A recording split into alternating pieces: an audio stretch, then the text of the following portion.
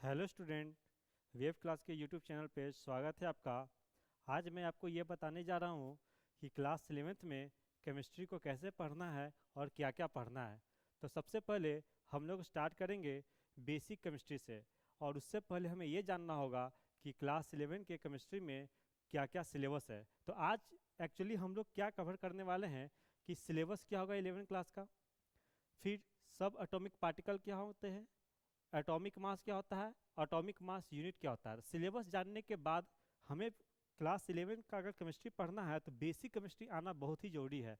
तो chapter number 1 को start करने से पहले 2 से 3 वीडियो बनेंगे जिनके बारे में हम बेसिक केमिस्ट्री के बारे में बात करेंगे। तो चलते हैं, अभी हम चर्चा करते हैं सिलेबस के बारे में कि हमारा सिलेबस क्या क्या है।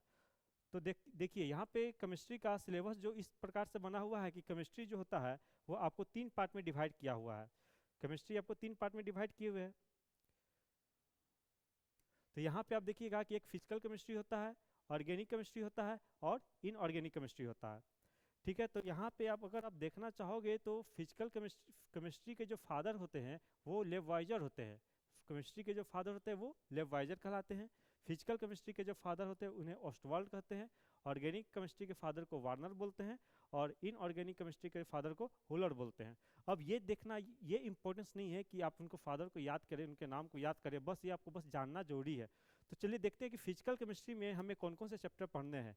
वो पढ़ने से पहले आप ये जान जाओ कि फिजिकल केमिस्ट्री, ऑर्गेनिक केमिस्ट्री और इनऑर्गेनिक केमिस्ट्री में क्या डिफरेंस होता है। तो मेनली फिजिकल केमिस्ट्री में हम लोग पढ़ते हैं मैकेनिज्म ऑफ केमिकल रिएक्शन, मतलब कि केमिकल रिएक्शन कैसे होता है, केमिकल रिएक्शन को करने के लिए हमें क्या क्या प्रोसेस से गुजरना पड़ता है, टेम्परेचर बढ़ाने पे, प्रेशर बढ़ाने पे क्या इफेक्ट डालता है।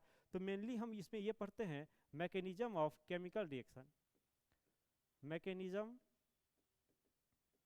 Of chemical reaction. हम केमिकल रिएक्शन के बारे में पढ़ते हैं, इसके बारे में। ठीक है, और सेकेंड आता है ऑर्गेनिक केमिस्ट्री। तो ऑर्गेनिक केमिस्ट्री में क्या पढ़ते हैं, ऑर्गेनिक केमिस्ट्री में हम पढ़ते हैं carbon and hydrogen containing compound, carbon and hydrogen containing compound, containing compound के बारे में पढ़ते हैं। और इनऑर्गेनिक केमिस्ट्री में क्या पढ़ना रहता है आपको, स्टडी ऑफ एलिमेंट होता है। इसमें मेनली आपको रहता है स्टडी ऑफ एलिमेंट रहता है, स्टडी ऑफ एलिमेंट रहता है। तो देखते हैं हमारा जो कंटेंट है वो 3 भाग में डिवाइड होता है। फिजिकल केमिस्ट्री में कौन से चैप्टर है, ऑर्गेनिक में कौन है, इनऑर्गेनिक में कौन है। बच्चे 11 से 12 पास कर जाते हैं, उन्हें ये पता तक नहीं चलता है कि फिजिकल केमिस्ट्री, ऑर्गेनिक और इनऑर्गेनिक में कैसे कैसे डिवाइड किया हुआ है। तो वो आप यहाँ पे देख लो। सबसे पहला चैप्टर आता है मोल कंसेप्ट, उसके बाद आता है एटॉमिक स्ट्रक्चर, उसके बाद आता है स्टेट ऑफ मैटर, उसके बाद आता है थर्मोडायनेमिक्स, उसके बाद आता है इक्विलिब्रियम, उसके बाद हाइड्रोजन और रिडॉक्स रिएक्शन। और आपको ये जानकर हैरानी होगा कि ये जो मोल कंसेप्ट जो चैप्टर है ये आपका फिजिकल केमिस्ट्री का, समझो कि आप ये फादर है। अगर आपको ये चैप्टर अच्छे से नहीं आ पाया तो आपका पूरा का पूरा फिजिकल केमिस्ट्री गोल हो गया, आप फिजिकल केमिस्ट्री पढ़ नहीं पाइएगा, और जो क्लास 12 में भी फिजिकल केमिस्ट्री होगा उसे भी आप सीखने में नाकाम रहिएगा।